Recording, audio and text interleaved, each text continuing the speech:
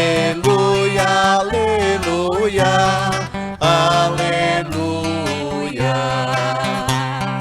Aleluia, aleluia, aleluia.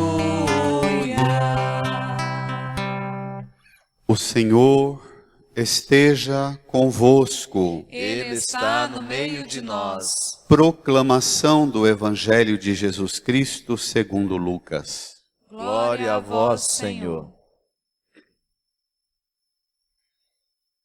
Naquele tempo, alguém do meio da multidão disse a Jesus: Mestre, dize ao meu irmão que reparta a herança comigo. Jesus respondeu: Homem, quem me encarregou de julgar ou de dividir vossos bens? E disse-lhes: Atenção, tomai cuidado contra todo tipo de ganância, porque, mesmo que alguém tenha muitas coisas, a vida de um homem não consiste na abundância de bens. E contou-lhes uma parábola. A terra de um homem rico deu uma grande colheita. Ele pensava consigo mesmo: o que vou fazer? Não tenho onde guardar minha colheita. Então resolveu: já sei o que fazer.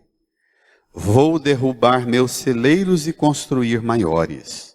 Neles vou guardar todo o meu trigo, junto com os meus bens. Então poderei dizer a mim mesmo: meu caro, tu tens uma boa reserva para muitos anos. Descansa, come, bebe, aproveita. Mas Deus lhe disse: louco, ainda nesta noite pedirão de volta a tua vida. E para quem ficará o que tu acumulaste? Assim acontece com quem ajunta tesouros para si mesmo, mas não é rico diante de Deus. Palavra da salvação. Glória a vós, Senhor. Aleluia, aleluia, aleluia. Aleluia, aleluia, aleluia.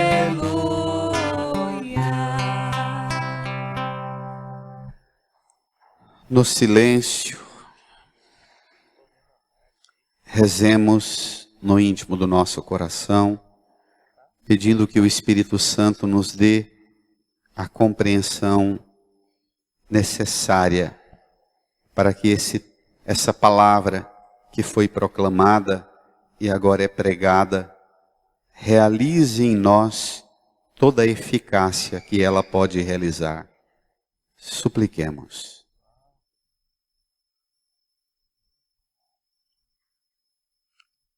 Amém. Queridas irmãs e irmãos, caminhamos com Jesus através do Evangelho de Lucas, que domingo passado ensinou-nos a rezar e ensinou-nos que o pedido que o Pai não recusa de jeito nenhum para nós que somos maus, sabemos dar coisas boas aos filhos, o Pai jamais negará nos dar o Espírito Santo. Não qualquer bagulho, mas o Espírito Santo. O pedido supremo de nossa relação com o Senhor na oração é pedir o Espírito Santo. E hoje, Jesus, como na casa de Marta e Maria, ensina-nos que o papel do Espírito Santo, a função do Espírito Santo em nós, é exatamente dar-nos a medida exata de um discernimento que nos possibilite compreender o sentido da vida, o sentido de nossas fadigas, de nossas tarefas, de nossa missão aqui. e não nos perder com aquilo que não é o mais importante. A palavra de Deus vai exatamente dar-nos a justa compreensão da grande tragédia na vida de alguém que não tem o Espírito Santo como orientador e guia no discernimento do que fazer nessa vida, que caminho ocupar-se, que prioridade deve ser dada às devidas realidades desta vida. Juntos no Evangelho, número 9 do folheto, Lucas, capítulo 12, versículo 13 a 31.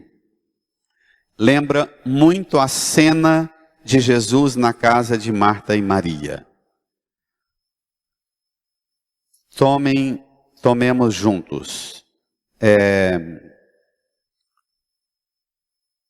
Naquele tempo, alguém do meio da multidão disse a Jesus: Brada, Mestre, dize ao meu irmão que reparta a herança comigo. espera lá.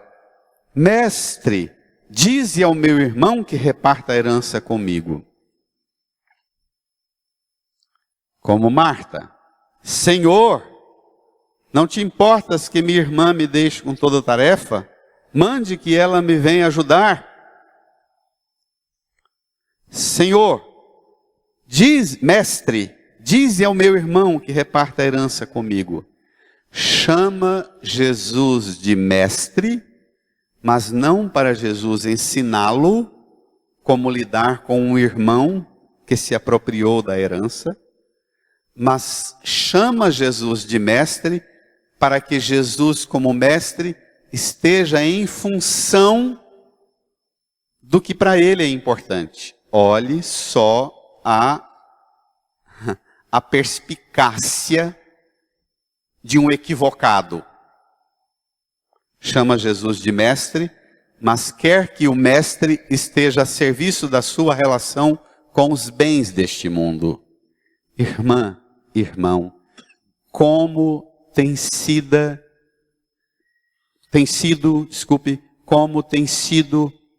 extremamente equivocada a nossa relação com Deus, na perspectiva que nós criamos em nossa relação com os bens deste mundo. A primeira leitura de hoje, o Salmo, a segunda leitura e o Evangelho, dá-nos uma medida absolutamente nova para nos educar numa das realidades que seguramente transformou a pregação do Evangelho no mais grave desafio.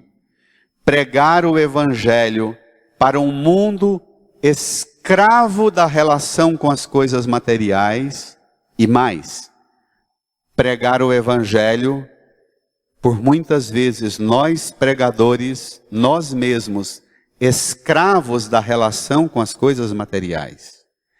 Quanto de nós pregadores pregamos muito mais em função do resultado do dízimo e da oferta?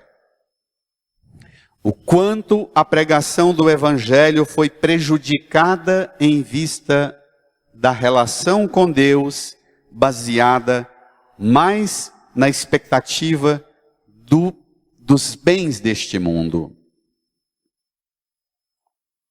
O que é a herança? Primeira coisa a considerar, é um bem que na maioria das vezes, alguém que tem direito a ele, não se esforçou para conquistá-lo.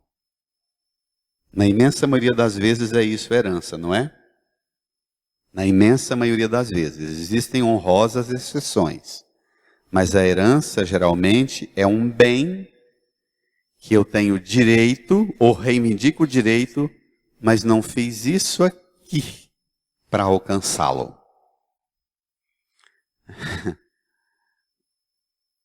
Se a gente vai atrás de Jesus e vai para a igreja e busca religião querendo alcançar esse bem, o quanto não iremos por alcançar aqueles bens pelos quais nós derramamos suor?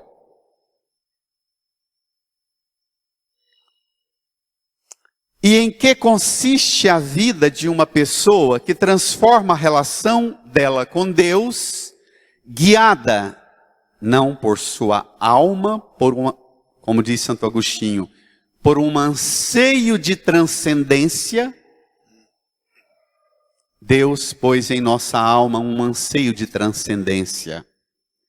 E a gente busca a Deus não por esse anseio de transcendência, mas busca a Deus por um anseio do bolso ou da bolsa.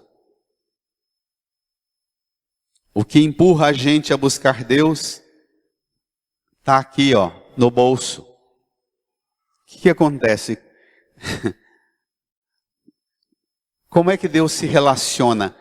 Para Deus, o que é que Deus considera ser alguém que o procura a partir do bolso ou da bolsa, da conta, dos bens materiais?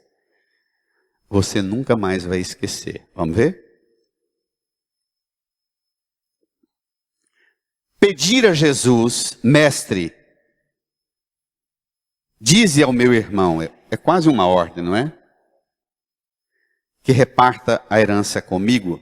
Era um pedido comum que o povo da época de Jesus, que frequentava a sinagoga, pedia aos rabinos. Os chefes religiosos da comunidade judaica constantemente eram abordados para resolver o que a gente chama de tarefa temporal, resolver os problemas daqui.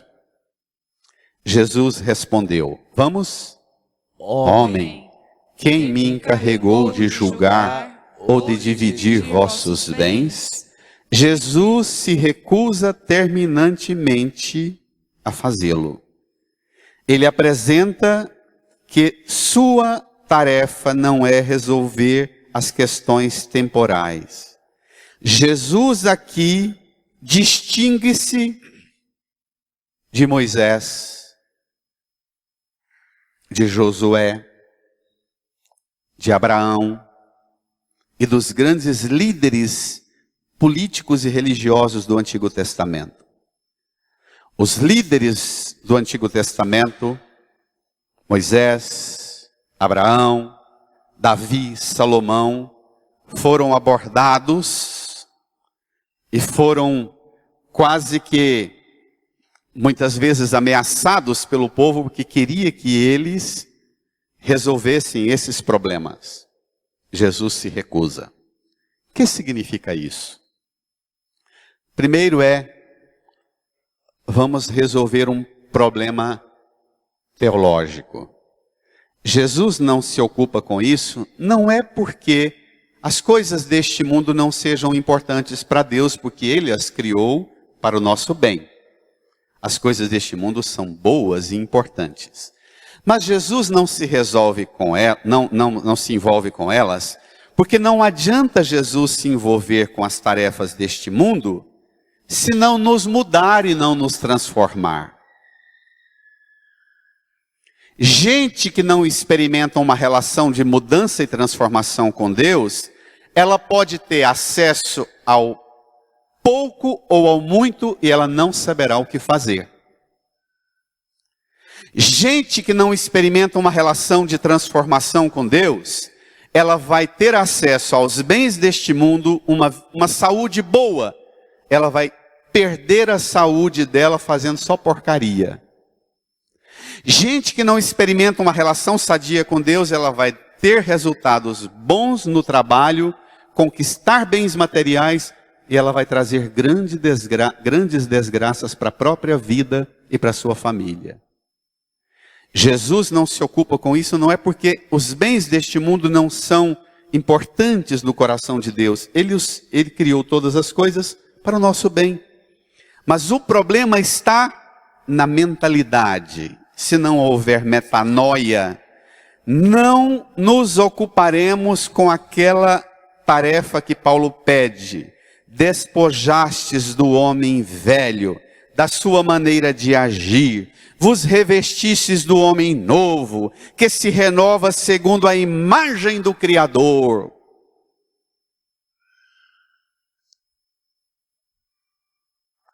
Quando Cristo, vossa vida, aparecer em seu triunfo, então vós aparecereis também com ele, revestidos de glória, e não das grifes daqui, mas de glória.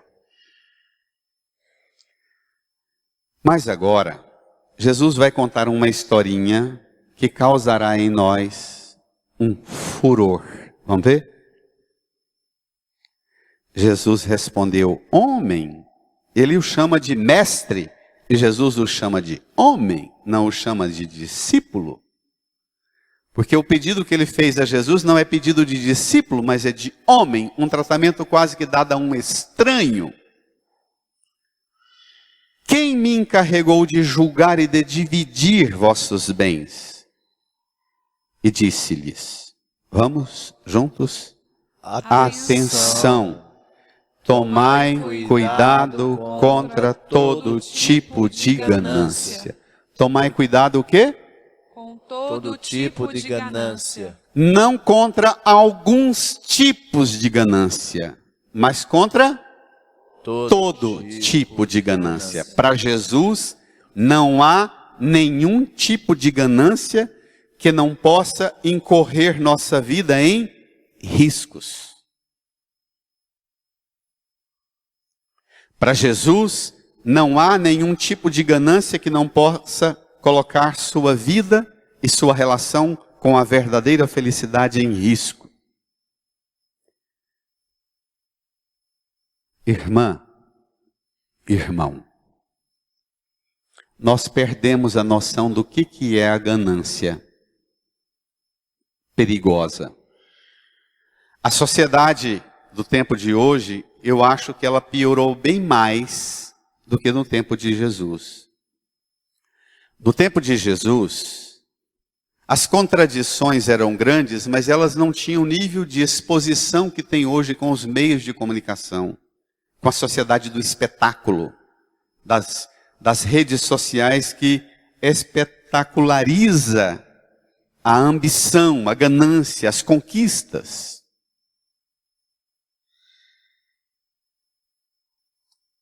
O que é que a ambição pode fazer de mal comigo e com você? Vamos ver? Atenção, tomai cuidado contra todo tipo de ganância. Vamos. Porque mesmo que alguém tenha muitas coisas, a vida de um homem não consiste na abundância de bens. Para lá. A Bíblia, do começo até o fim, tem uma evolução enorme na forma de compreender a relação do homem e da mulher com os bens deste mundo. Se você pegar os textos mais antigos do Antigo Testamento até os textos últimos que foram escritos do Novo Testamento, você vai perceber uma grande evolução na forma de compreender. Faço um resumo rápido, embora não devia, mas um resumo. Nos tempos mais antigos, nos primórdios do povo da Bíblia, os bens e a riqueza era considerado como bênção.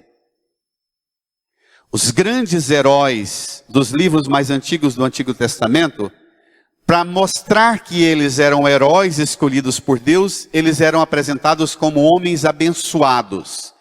E ter a bênção, dizia, Abraão era abençoado por Deus. O sinal da bênção qual era? Já repeti isso muitas vezes. Ele tinha muita terra, muito gado, muito rebanho, muito escravo, muitas mulheres, muitos filhos e longos anos de vida. Essa era a característica do homem abençoado. Bens que se resumiam. Até porque a mulher e os filhos, era tudo na lista dos bens, praticamente da propriedade, junto com os escravos.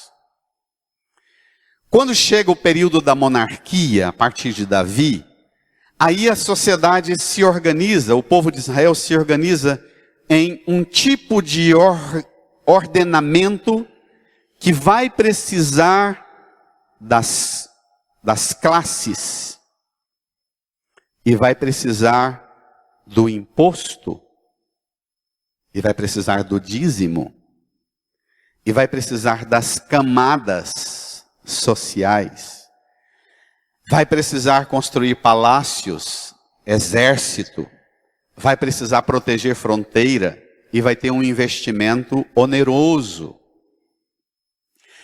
Os profetas, os livros proféticos do Antigo Testamento, os grandes profetas do Antigo Testamento, todos se tornaram grandes figuras no imaginário do povo da Bíblia, porque foram homens que tiveram coragem de apeitar os erros da monarquia, fazer severas críticas. Se você quiser ter uma síntese disso, leia o profeta Amós, o profeta Oséias, que você saberá. Mas a monarquia foi desmantelada em 581 e o povo foi deportado para a Babilônia e escravizado.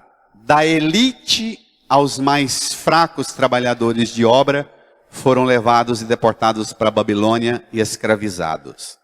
A partir do ano 581, vai surgir na imaginação do povo, da fé e da Bíblia, outra forma de perguntar: o que são os bens então, se Deus permitiu que a elite de Israel, os abençoados, fossem levados como escravos para ficar quase 70 anos na Babilônia? Então vai começar a mudar a compreensão do que é ser abençoado. Daí surgem os livros que a gente chama de literatura sapiencial. O livro da sabedoria, o livro do Eclesiástico, Eclesiastes, Provérbios, o livro de Jó. É um conjunto de literatura que surge para explicar por que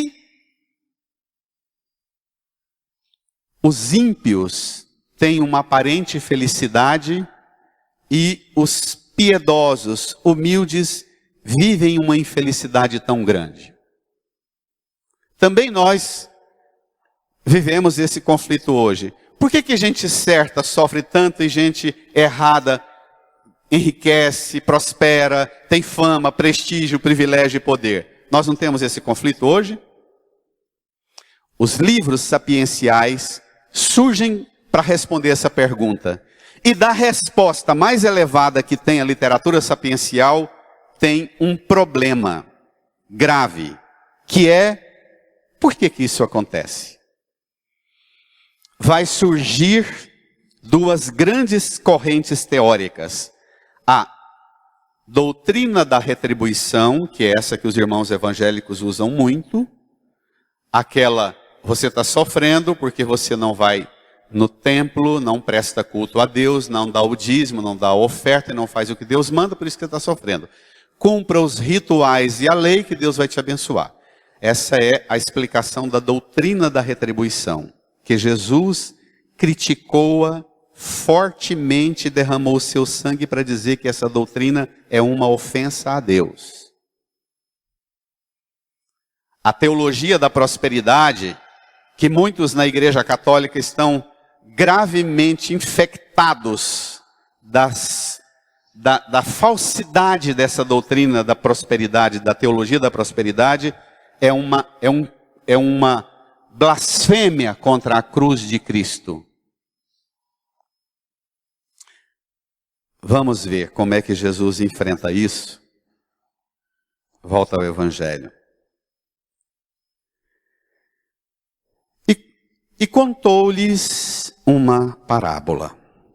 Vamos lá? Juntos, firma. A terra de um homem rico deu uma grande colheita. Ele pensava consigo mesmo: o que vou fazer? Já era rico e teve uma grande colheita. Melhorou mais ainda. Juntos? Não tenho onde guardar minha colheita. Então resolveu: já sei o que vou fazer. Vou derrubar meus celeiros e construir maiores. Neles vou guardar todo o meu trigo, junto com todos os meus bens. Espere um pouco. Espere um pouco. Nós, como eu disse agora há pouco, nós não temos muita noção de qual é a meta, a altura boa para alcançar e conquistar bens. Porque nos dias de hoje, como eu falei, na sociedade da espetacularização, do glamour, se glamoriza até o crime, não é? Nós não olhamos para nós e para os nossos bens, e a partir de nós e os nossos bens, a gente não olha para Deus, não olha para o próximo, na nossa família, na nossa casa, e pensa, o que eu posso fazer para ajudar? A sociedade eminentemente dominada pelo primado do dinheiro, a gente olha para os nossos bens, para o nosso extrato, e se lembra de um irmão que está melhor do que nós, de um amigo que está muito melhor do que nós, de gente que trabalhou menos que nós e está tendo muito mais sucesso. Nós sempre olhamos para quem tem mais do que nós. Nós não olhamos para nós, os nossos bens e Deus e perguntamos, Senhor, como é que eu posso te servir com a graça de ter trabalhado e conquistado isso? A gente sempre olha para quem tem mais. E a gente sempre olha para os nossos bens, para os bens de quem tem mais e diz, quando eu melhorar um pouquinho, eu vou ajudar mais os outros. Eu vou ter mais paciência com a minha esposa. Eu vou ter mais calma com os meus filhos. A gente não tem essa tendência? Eu estou muito estressado, mas se Deus quiser, resolvendo essas coisas, eu quero mudar. A gente vive fazendo esse planejamento, não vive?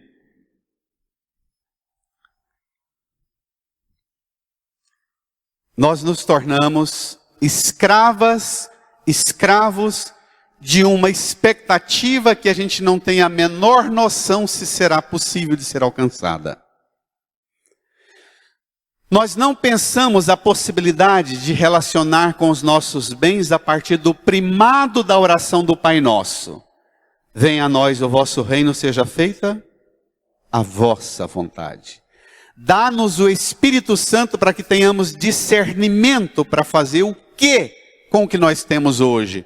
Com a vida que eu tenho, com a saúde que eu tenho, com a idade que eu tenho. O que eu posso fazer de bem para o mundo? A gente sempre olha e pensa nas metas do mundo. Não nas metas de Deus. Só que aí vem a escravidão da expectativa levada ao extremo. Vamos ver? Qual é a grande meta nossa?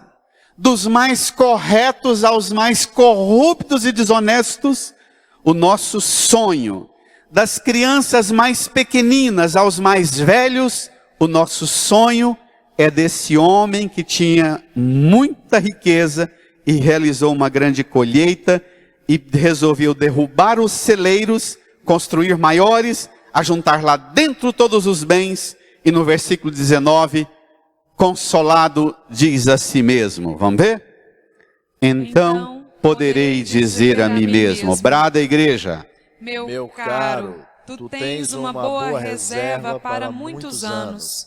Descansa, come, bebe, aproveita. Essa é a grande planilha de nossos sonhos.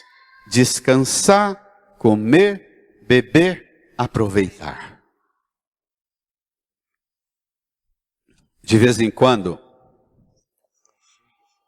algumas mães, até criança, na porta da igreja, não faz muito tempo, falei isso já na pregação, uma criança de braço, nos braços da mãe, põe o dedo no meu nariz e diz, na saída, eu vim aqui na missa e você não deu aquela bolachinha na hora da comunhão.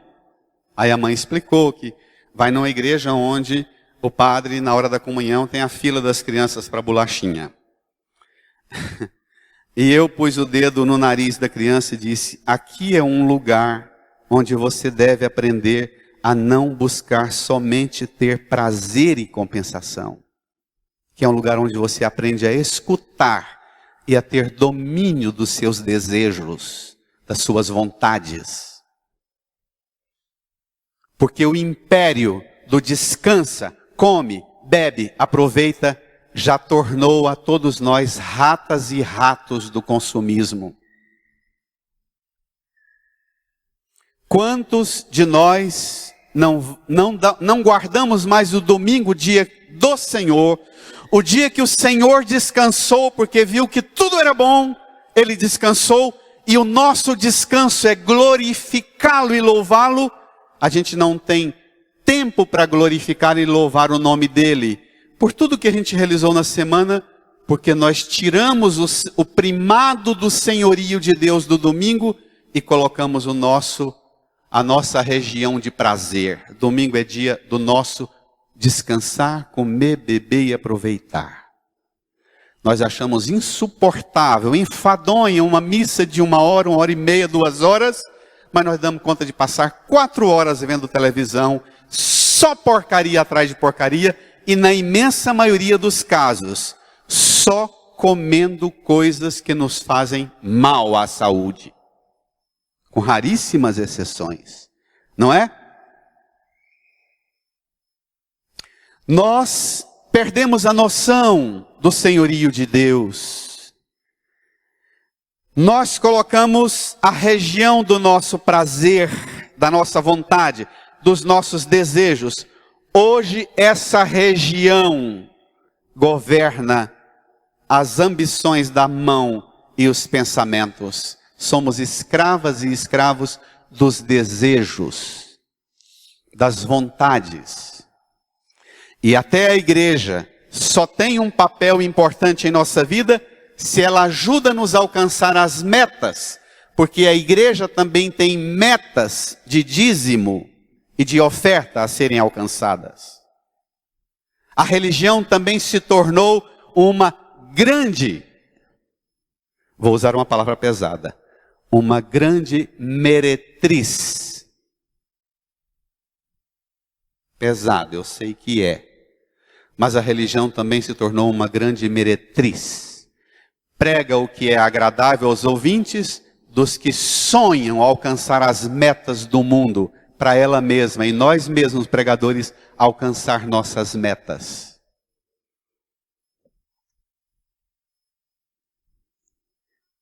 O mais assustador que você nunca imaginou na sua vida, e com toda humildade, mansidão, furar uma fila enorme no meio de uma multidão, chegar perto de Jesus e fazer um pedido para Ele.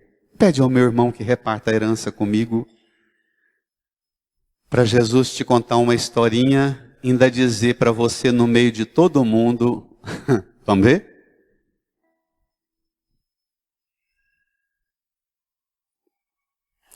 Então, quando ele chega ao ápice da convicção do que os bens deste mundo darão a ele, come, descansa, come, bebe, aproveita. Mas Deus lhe disse, juntos, versículo 20. Mas Deus lhe disse, brada, louco, ainda nesta noite pedirão de volta a tua vida. E para quem ficará o que tu acumulaste? Espere lá. Vamos comigo à primeira leitura.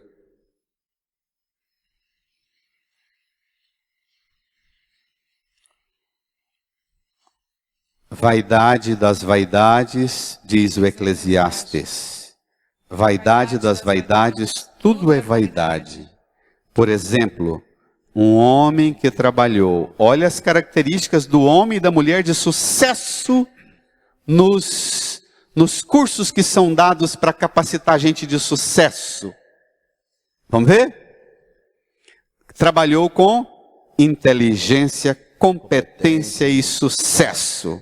Conquista tudo, mas depois vê-se obrigado a deixar tudo em herança a outro que em nada colaborou. Também isso é vaidade e grande desgraça. Grande desgraça. Quando a gente era nós mais velhos, que éramos famílias numerosas, essas contradições se diluíam nas relações e no cultivo de relações. Hoje, você se mata de trabalhar, deixa para 1, 2 filhos, Só que você não imaginava que ia ter o genro ou a nora aqui, que Jesus te mandou. Eu estou falando isso porque essa semana eu acompanhei 3 grandes conflitos de família. Lá vem o diacho do genro e da nora, que inferniza o filho e a filha e põe em desgraça a família inteira por causa dos bens. E põe na cabeça da esposa do esposo: sua família não te ama porque ajuda mais o outro do que a você. E faz de você, atiça você até que você rompa com todo mundo para provocar no pai e na mãe. Mata o pai de infarto, de derrame, e a viúva fica para ver tudo ser torrado na humilhação de quem não derramou uma gota de suor. Isso existe? Isso é vaidade e grande desgraça. Gente, nós somos uma sociedade autodestrutiva. Nós somos uma sociedade marcada por um tipo de ambição e de desejo de consumo. Descansa, come, bebe, aproveita. Que a gente põe isso como meta nas crianças. As crianças que a escola só funciona se na escola tiver muitas brincadeiras e jogos interativos. A igreja precisa ter um monte de brincadeiras e jogos interativos. Tudo tem que ser aproveitar, prazer, aproveitar. Que até na missa tem que ser prazer e aproveitar. É um mundo de excitações. Fernando Pessoa tem um verso que sempre me marcou: de que vale as sensações se não há uma razão interior para ela. É sempre externa, te projeta para fora. Mas o mais assustador é Jesus, você piedosamente, querendo que Jesus ajude você a conquistar mais, a realizar mais, porque você também sonha terminar um mês de julho postando nas redes sociais as fotos das viagens, dos prazeres, das comidas. Hoje é assim. Todo mundo come fotografando a comida e postando nas redes sociais. Descansa, come, bebe, aproveita. Você vai com toda humildade para Jesus contar uma historinha para você na frente de uma multidão e te chamar de louco.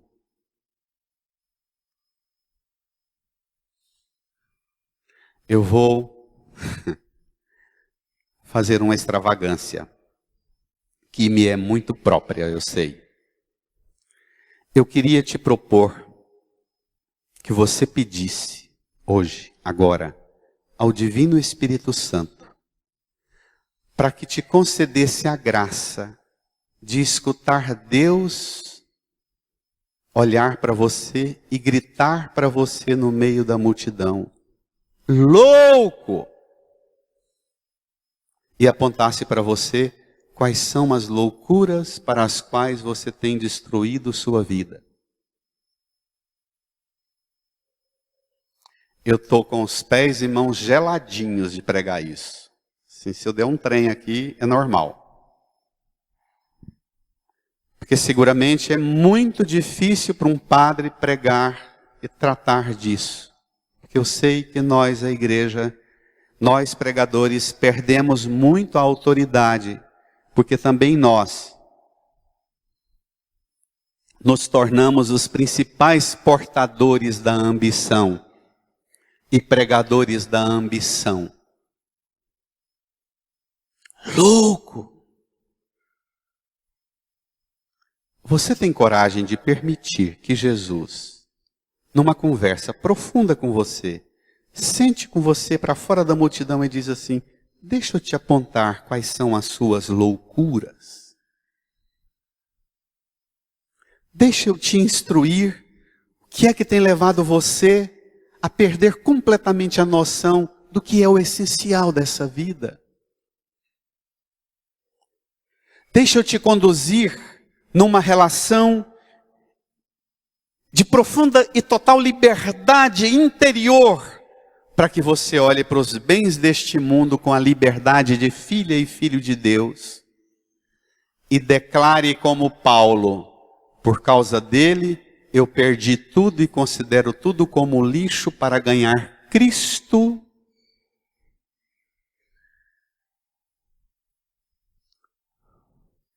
Esse alguém que do meio da multidão fala com Jesus: pede ao meu irmão que reparta a herança comigo. Esse alguém somos nós hoje. Quantas relações feridas em nosso trabalho, em nossa família, porque a gente acha que o irmão levou mais vantagem do que eu, meu primo, minha prima, meu filho, meu genro, minha nora. Quantas rupturas nós tivemos? Quanto nós perdemos o encanto de cultivar em nossas famílias, sobretudo os mais velhos. Não se ofenda, eu me considero já um ancião e quando eu falo dos velhos, eu me ponho junto na cena. Mas é preciso de uma linguagem um pouco mais agressiva para que alcance a gente na gravidade da realidade em que nós nos encontramos. Mas esses dias na conversa, eu ouvi alguém dizer que tem 2 tipos de velhos. Aqueles que fazem tudo para os netos e aqueles que fecharam a casa, mudaram para um apartamentinho pequeno e dizem: agora eu quero aproveitar minha vida porque já sofri demais. 2 formas erradas de acolher a graça da velhice. Seja estragando os netos dando tudo, ou seja estragando os netos dando um testemunho horrível de fechar-se para tudo. Mas de ser a autoridade da sabedoria acumulada no suor, na lágrima, no sangue derramado. E chamar o bichinho e dizer: te amo, mas te darei o que você precisa e não o que você quer. Inclusive o amor que eu tenho, que é mais do que todos os bens que acumulei. Quando a gente perde o senso da importância dessas 2 pontas da vida, a infância e a velhice, significa o quê? Uma sociedade caminhando para a degeneração total, que é o que a gente está vendo. Por que as meninas e meninos entram na droga? Por ver a infelicidade dos pais na relação com os bens. E depois de entrar na droga, entram no tráfico. Por quê? Porque o grande sonho dos meninos e meninas que entram no tráfico é ganhar dinheiro para descansar, comer, beber, aproveitar, e ainda fala: eu ainda quero dar uma casa para minha mãe. Não é? Então, somos todos feridos numa grande guerra, feridos querendo encontrar a cura, aumentando em nós a ferida e nos outros a ferida. Resumo que é impossível ser feito numa pregação. Mas, versículo 21 do Evangelho, vamos lá. Assim acontece com quem ajunta tesouros para si mesmo, mas não é rico diante de Deus. Os bens e as riquezas são criticados no Novo Testamento quando eles tiram da gente a capacidade de alcançar 3 níveis de comunhão. Uma comunhão de profunda consciência de quem eu sou, da verdade do que eu sou, a comunhão e a relação fecunda com os outros, e a comunhão e uma relação fecunda com Deus. E a gente poderia acrescentar também com a natureza. Porque para conquistar bens deste mundo, nós destruímos a natureza. E eu dou um dado muito concreto. Aqui, ao redor da Igreja São José. Estou há menos de 2 anos aqui. 1 ano e 7 meses. Tem pontos comerciais aqui pertinho de nós, que em 1 ano e 7 meses já foram alugados 4 vezes. E alguns eu acompanho porque é de gente que eu conheço, alugado por gente da paróquia. Na maioria das vezes, a menina, o rapaz, sonha montar um não sei o quê. Quem vai financiar? Os rapagão e as rapagonas de hoje não é com o próprio dinheiro. O pai e a mãe arrumam. Chega lá na sala, quebra tudo que não precisava quebrar nada, para produzir um cenário do jeito que queria. Fica 3, 4 meses com o trem aberto, não dá o lucro. Eu tenho direito de ser feliz, padre? Meu pai não quer de jeito nenhum que eu acabe, que eu continue. Fecha. Menos de 1 mês, vem outro rapaz, outra moça, aluga lá, monta o trem, quebra tudo. Mais 3, 4 caminhões de entulho que vai para as nascentes dos nossos rios, que estão tudo secando. Gasta mais 100 mil, 80 mil, 60 mil para reformar. 1 mês, 2 meses trabalhando, não deu lucro. Todo mundo quer ter o máximo de resultado com o mínimo. Esses dias, uma dessas veio aqui para pedir para que eu fosse lá na loja benzer, porque ela já era a 4ª a alugar e não dá nada. Eu falei, você e os 3 que alugaram, vocês é que precisam de uma bênção, conversão. Criar coragem de trabalhar longo período sem ver resultado, igual seus pais e avós fizeram, para conquistar longo e demoradamente, 5 anos, 10 anos, passando penúrias. Mas não, quer abrir um negócio hoje e daqui 3 meses já está passeando em Cancún e postando as fotos nas redes. Tá assim? Tá assim? Louco! Irmã, irmão, o que significa ajuntar tesouros para si e não ser rico diante de Deus? Olhe para a cruz. Na cruz, Jesus se revela a riqueza suprema que se recusa fazer tudo para si, mas ele dá a si mesmo, renuncia a si mesmo e se torna uma oferenda de salvação, para apresentar que Deus é a fonte da vida e da felicidade e não os bens. Os bens são importantes porque eles mostram e apontam que Deus é a fonte da vida e da felicidade. Deus.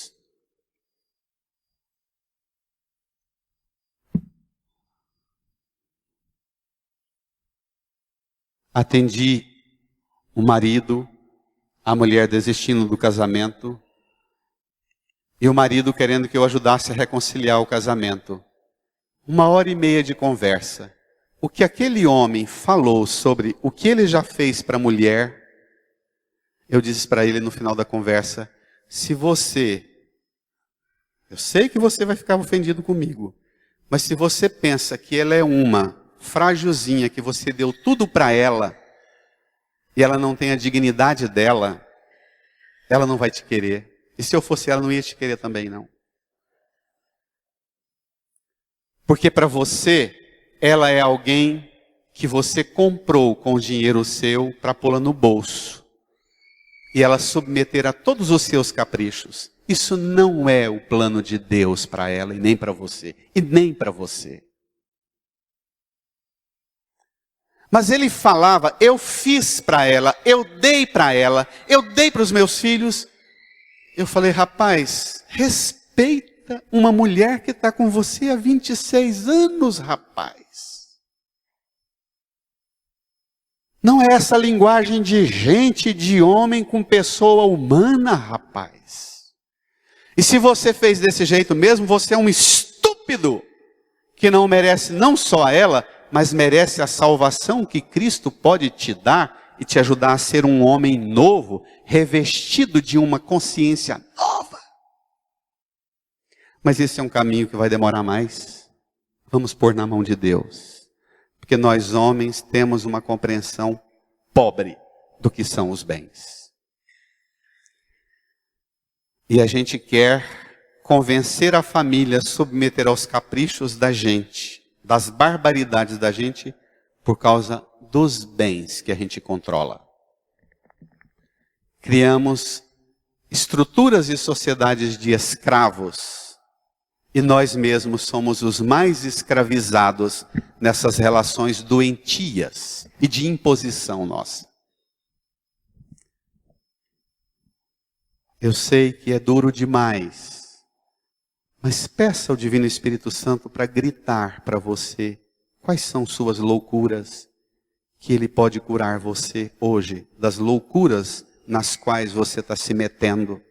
Estão perto de arrancar de você o resto.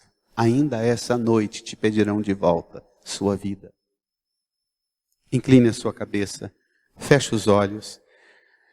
Estabeleça uma conversa profunda com o Senhor, como talvez você nunca permitiu que Ele entrasse.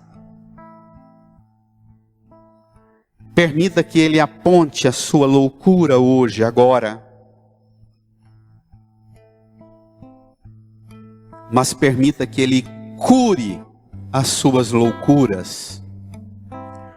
Porque os remédios para louco da farmácia só capota e apaga o louco, mas não o cura. Jesus pode te curar dessas loucuras que o mundo está impondo sobre você, escravizando você, seus irmãos, sua família, adoecendo as relações na sua família. Peça a cura.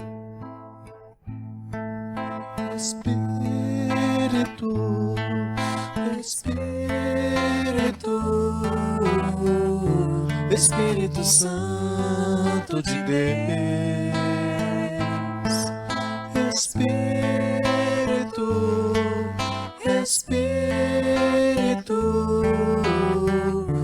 Espírito Santo de Deus, vem controlar todo o meu ser, vem dirigir o meu viver, o meu pensar, o meu falar, o meu sentir, o meu agir. Espírito, Espírito, Espírito Santo de Deus, Espírito, Espírito, Espírito Santo de Deus, vem controlar todo o meu ser, Vem dirigir o meu viver, vem dirigir o meu viver, o meu pensar, o meu falar, o meu pensar, o meu falar, o meu sentir, o meu o agir. meu sentir, o meu agir. Espírito, Espírito, Espírito Santo de Deus, Espírito, Espírito, Espírito Santo de Deus. Põe a mão no seu coração, incline a sua cabeça. Jesus, por seu sangue derramado, eu te peço a cura de tudo que tem tornado-me enfermo pela loucura do mundo, trazendo a loucura para minha vida, para minha família, para as minhas relações. Jesus, por sua morte, por sua ressurreição, salva-me salva-me, liberta-me, liberta-me, cura-me, cura-me, resgata-me resgata-me das loucuras das loucuras que me arrastam que me arrastam para a infelicidade para a infelicidade na relação com os bens deste mundo. na relação com os bens deste mundo. Jesus, Jesus, sumo bem, sumo bem, dá-me a paz dá-me a paz que os bens não me dão. que os bens não me dão. Dá-me a paz Dá-me a paz que as brigas não me darão. que as brigas não me darão. Dá-me a paz Dá-me a paz que só o seu amor me dará. que só o seu amor me dará. Hoje e sempre. Hoje e sempre. Amém. Amém.